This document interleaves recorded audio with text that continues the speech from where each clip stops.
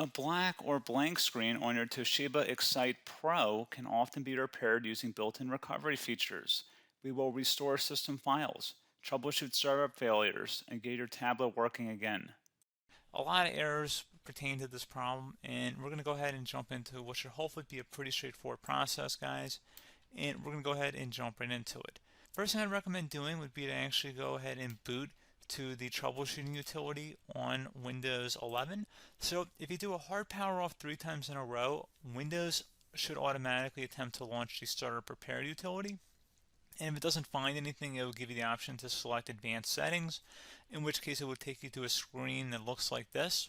Now, if it does not take you to a screen that looks like this, or you're unable to get to that, you can also download the Windows 10 Media Creation Utility, or Windows 11. They probably will make a creation utility for Windows 11 at some point. And it doesn't really matter, you can actually run the Windows 10 utility on Windows 11 as far as I'm aware.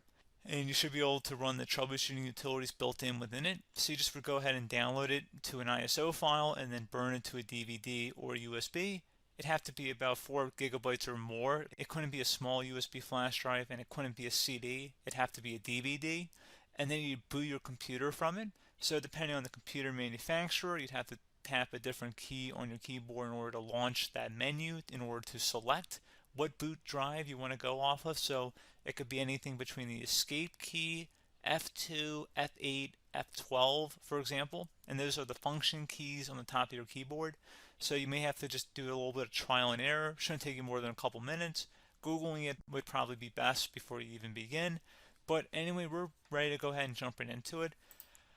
So we're on the choose an option page. So these will look very similar whether you're booting from it directly within Windows itself, or if you're plugged in a USB flash drive with the media creation utility installed and you selected the recovery option. So when you are setting up your Windows 11 installation or Windows 10, depending on the drive you're using, there should be an option to repair your computer in the bottom left corner of the dialog window, one of the first screens that comes up. You go ahead and select that, and then it would take you to a troubleshooting screen like you see here. And you want to go ahead and select troubleshoot, reset your PC, or see advanced options. And then there are going to be a whole bunch of options in here that we're going to explore in today's video. The first one, we're going to actually go underneath advanced options, and then select startup repair, fix problems that keep Windows from loading. So go ahead and select that first.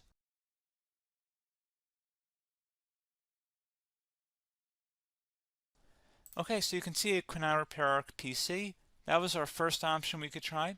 Something else, if we go back into advanced options here, and then select troubleshoot, we're going to go underneath advanced options again. You can go ahead and actually access safe mode by selecting startup settings. And then if you select the restart button, you have the option on the screen, select safe mode with networking, which will give you a key on the screen. It'll tell you which key to press to enter that. I believe it's the F7 key. It'll do that for you. I'm not going to go over that in today's tutorial because I don't really want to go into safe mode, but you're more than welcome to attempt that by going into here and then selecting restart. Again, it'll launch another screen. It'll say what key do you want to press, and it'll give you like 7 or 8 different options, and you want to select safe mode with networking. There's also an option for a command prompt too, but that's going to be something we're going to cover later in this video, and we don't even have to go through that in order to access it. So that's why I'm not going to really push for that, because unless you know exactly what's causing the problem, you probably don't need to go into safe mode. Unless you're trying to recover files, in which case then you definitely can go into safe mode, but we're trying to actually recover our computer here. So I hope that makes sense. Something else we can also try here as well would be to uninstall updates, remove recently installed quality or feature updates from Windows. So if you go ahead and select that, you can uninstall the latest quality updates, which generally is the more day-to-day updates. Feature updates are the less regularly released ones, like the big ones. I would equate it to service packs in like Windows 7 and Windows Vista and Windows XP. So larger updates that occur once or twice a year at most. And the quality updates are more just a regular update. So probably obviously depend, it'll take longer if you're going to try and uninstall the latest feature update versus quality update. And maybe you don't need to go back that far. So just giving you guys a couple of pointers with that. Something else you can also look at here, and we're going to jump into the command prompt in a little bit, but you can select System Restore, which will use a restore point recorded on your PC to restore Windows. And this is something I would highly recommend here, guys. So select Next. Assuming you have a restore point saved on your computer, you go ahead and select the most recently created one, and you'll select next, and then you'll select the drive. You shouldn't actually have to select the drive. You can scan for affected programs, but we're going to keep it all default here, and then we're going to select finish. So once started, system restore cannot be interrupted. Do you want to continue? I think we're going to select yes. I don't think we have anything better to do on our computer right now, so just give it a moment here to initialize. It will take a couple minutes to run, obviously depending on how large your hard drive is and how much is saved on the system restore point. So just give it a couple minutes here.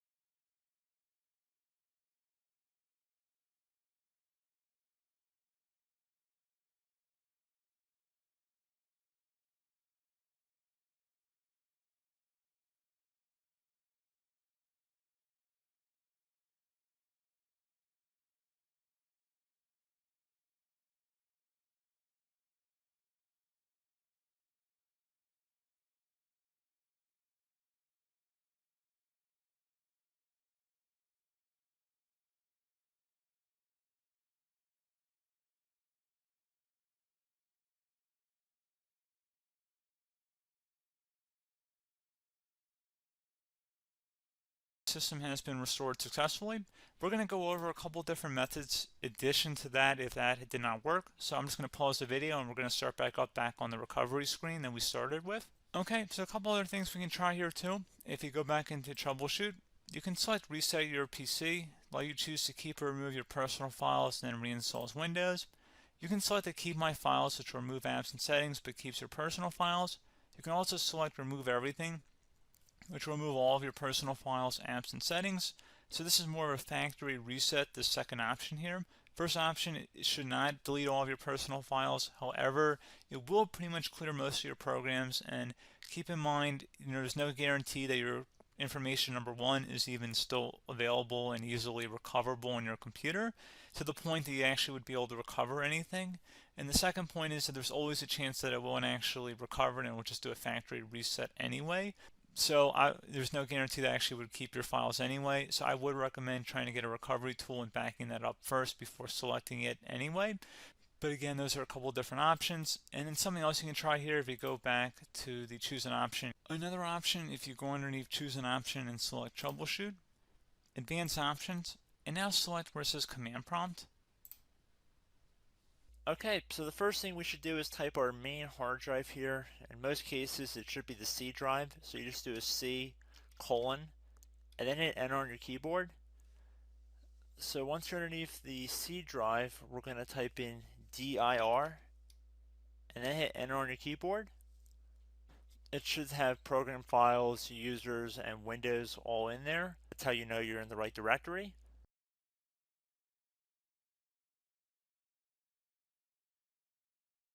In some cases, it might be the D drive as well, so just keep that in mind.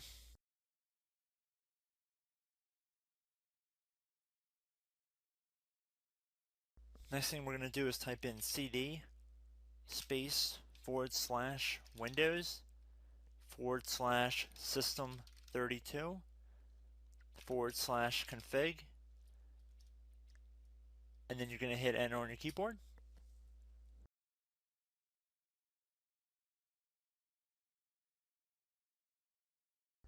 So now you're going to type md space backup. If you've seen other tutorials, it might also say to put down md backup. That's because the backup name is pretty common when you want to back something up. So you can name this whatever you want, doesn't have to be backup. So if you've already made a backup folder in the past, you could do backup 1, for example. So once you're done setting the name that you want the backup to be called, hit enter on your keyboard again.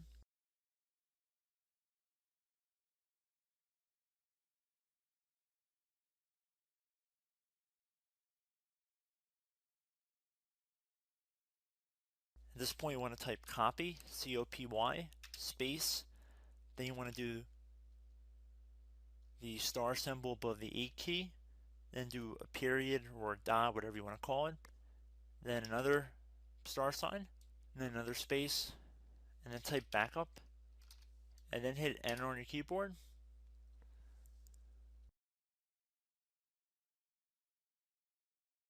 Now you want to type cd reg back, R-E-G-B-A-C-K,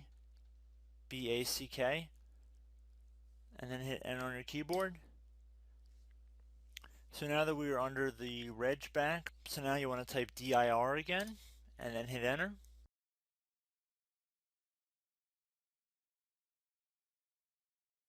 So now at this point we're going to type copy again. So copy, space, star sign, dot, another star sign, space, and then 2 dots. So we're going to type copy, space, star sign, dot, sign, star sign, dot, dot, and then hit enter on your keyboard again. So for overwrite, you want to overwrite all. So type A on your keyboard, so capital A, and then hit enter on your keyboard.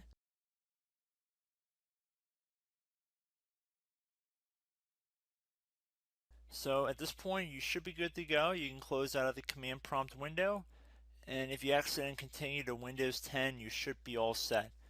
So I hope one of these 3 or 4 different methods we went through in this tutorial helped you guys out. Again, I'm not sure if you guys heard me earlier, but try to go back into your safe mode if possible and uninstall any programs you know might be conflicting with the Windows startup if you can get into safe mode. So just keep that in mind. Something very simple like that could be blocking up everything. So again, I hope this tutorial helped you guys out, and I will catch you in the next tutorial. Goodbye.